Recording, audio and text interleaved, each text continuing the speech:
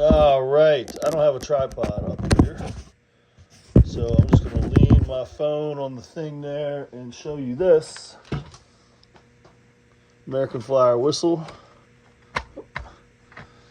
And the artwork looks nice. And I don't know if something's supposed to go here or not, but there's the inside. And let's see what it sounds like. I have to kind of just ghetto rig this, but turn off the transformer. Actually, no, we'll just leave it on. Bass.